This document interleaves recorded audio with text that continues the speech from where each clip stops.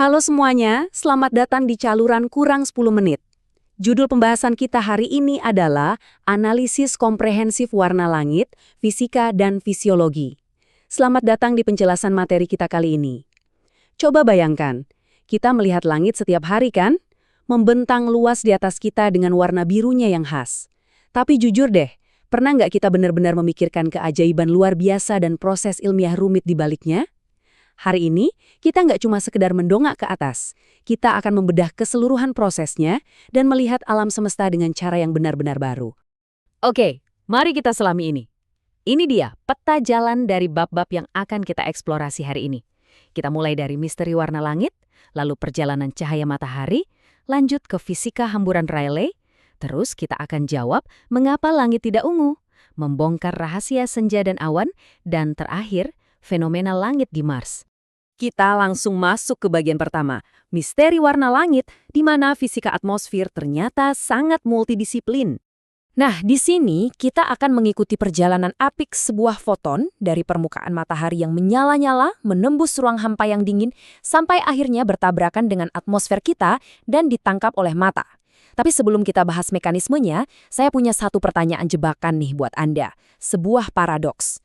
Kalau dalam fisika cahaya, warna ungu itu punya gelombang paling pendek dan menyebar paling kuat, logikanya kenapa langit kita nggak berwarna ungu pekat?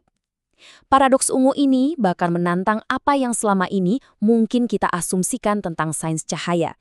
Jadi, simpan dulu ya pertanyaan ini di kepala Anda. Lanjut ke bagian kedua, perjalanan cahaya matahari dan hubungannya dengan spektrum elektromagnetik. Supaya kita benar-benar paham apa yang terjadi di atas sana, kita harus tahu dulu wujud asli radiasi matahari sebelum dia menembus perisai atmosfer bumi kita. Cahaya matahari yang kelihatan putih di mata kita itu sebenarnya adalah campuran yang luar biasa dari spektrum warna, membentang dari 380 sampai 750 nanometer. Coba perhatikan perbedaan panjang gelombangnya. Di batas bawah, warna merah itu gelombangnya panjang banget, ibaratnya agak malas gitu ya. Sebaliknya, di batas atas, biru dan ungu itu gelombangnya sangat pendek, hiperaktif dan energinya tinggi luar biasa. Nah, karakter gelombang inilah yang nantinya bakal menentukan nasib si cahaya tersebut. Sekarang kita masuk ke bagian ketiga, fisika hamburan Rayleigh, dan gimana interaksinya dengan gas atmosfer. Disinilah tabrakan kosmik berskala mikroskopis itu terjadi. Apa sih yang terjadi waktu foton dari matahari akhirnya menabrak selimut gas bumi kita? Fenomena ini dijelaskan dengan sangat brilian oleh Lord Rayleigh. Inti dari perhitungannya menunjukkan kalau penyebaran cahaya itu berbanding terbalik dengan pangkat 4 dari panjang gelombangnya. Terdengar rumit? Singkatnya begini. Partikel gas di atmosfer kita yang super kecil, seperti nitrogen dan oksigen, bertindak layaknya pemantul. Karena hukum fisika ini, cahaya biru yang gelombangnya pendek tadi dihamburkan hampir 10 kali lipat lebih efektif dibanding cahaya merah. Biar lebih kebayang, mari kita pakai analogi rintangan aja. Bayangkan cahaya merah itu seperti raksasa, dengan langkah yang panjang banget. Dia bisa melangkah lurus dengan santai melewati rintangan partikel udara seolah-olah itu cuma kerikil kecil. Di sisi lain, cahaya biru dan ungu ini ibarat pelari yang tubuhnya sangat mungil tapi hiperaktif minta ampun. Dia terus-terusan nabrak rintangan molekul gas, terpental ke kiri, ke kanan secara acak. Hamburan acak dari si pelari kecil inilah yang benar-benar memenuhi kubah langit kita dengan warna biru dari sudut manapun kita memandangnya. Dan ini membawa kita ke bagian keempat. Mengapa langit tidak ungu? Kita akan memecahkan paradoks ini melalui fisiologi mata manusia. Oke, sekarang kita udah punya dasar fisikanya buat menjawab paradoks ungu yang saya janjikan di awal tadi. Kalau si pelari ungu ini lebih sering nabrak dan tersebar, terus kemana dia perginya? Nah, jawabannya ada di 3 fakta berlapis ini.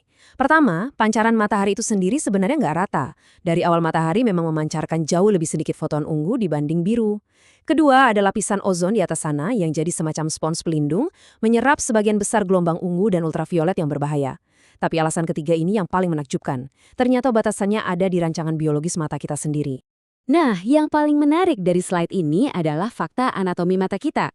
Coba kita lihat komposisi sensor warna atau sel kerujut di retina kita. Kita punya sensor untuk merah, hijau, dan biru. Dan coba dengar perbandingan populasinya.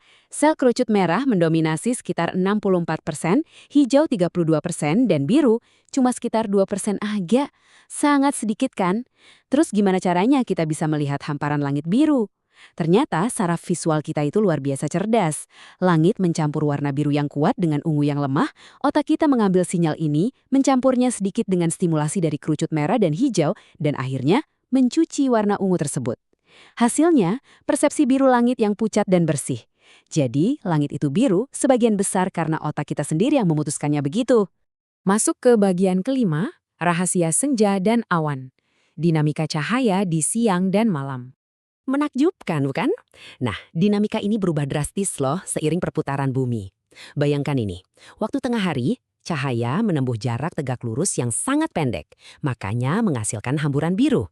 Tapi waktu senja, matahari kan posisinya tenggelam di cakrawala. Cahaya dipaksa untuk melewati terowongan atmosfer yang jauh lebih panjang, lebih tebal, dan lebih padat. Di perjalanan panjang ini, semua cahaya biru itu udah habis tersebar kemana-mana dan hilang dari pandangan kita. Terus, siapa yang bisa bertahan dan nembus jarak sejauh itu? Betul sekali, si raksasa merah dari analogi kita tadi. Itulah alasannya kenapa langit senja menyala dengan warna merah, jingga, dan kuning yang sangat hangat. Lalu apa yang terjadi kalau ada awan atau mungkin polusi di udara? Nah, kita berkenalan dengan hamburan mie. Beda sama partikel gas yang super mikroskopis tadi, tetesan air atau debu polusi itu ukurannya jauh lebih besar. Mereka nggak pilih-pilih warna, mereka menghamburkan semua warna, merah, hijau, biru, secara bersamaan dan sama rata. Dan seperti yang kita tahu, kalau semua cahaya dicampur lagi secara merata, jadinya warna putih atau abu-abu. Inilah jawaban pasti kenapa awan kelihatan putih dan kenapa langit kota yang penuh polusi tampak pudar dan kusam. Dan kita sampai di bagian terakhir kita. Bagian keenam, fenomena langit di Mars membandingkan atmosfer antar planet. Dan ini dengan cemerlang mengilustrasikan betapa ajaibnya hukum fisika universal kalau diterapkan di lingkungan yang beda. Di Mars, atmosfernya tipis banget dan dipenuhi sama partikel debu besi, bukan cuma molekul gas kayak di bumi. Hasilnya, siang hari di Mars justru menghamburkan warna merah dan kuning, bikin langitnya jadi warna butterscotch atau jingga kemerahan. Tapi tunggu sampai senja tiba. Waktu matahari terbenam di Mars, debu besi ini justru memfokuskan hamburan cahaya biru ke arah depan. Jadi senja di Mars itu warnanya biru es yang bersinar. Benar-benar kebalikan 180 derajat dari planet kita kan? Jadi, warna langit itu ternyata bukan sekedar properti cahaya, melainkan tarian yang sangat indah antara matahari, molekul di atmosfer, dan batasan biologi kita sendiri. Sebagai penutup dari penjelasan materi kita, coba renungkan pemikiran ini. Gimana kalau proses evolusi membekali retina kita dengan jenis sel kerucut keempat yang bisa mendeteksi sinar ultraviolet?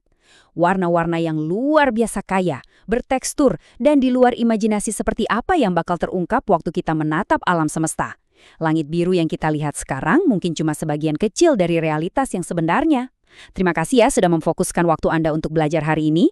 Teruslah bertanya, teruslah mengamati, dan biarkan rasa ingin tahu memandu Anda.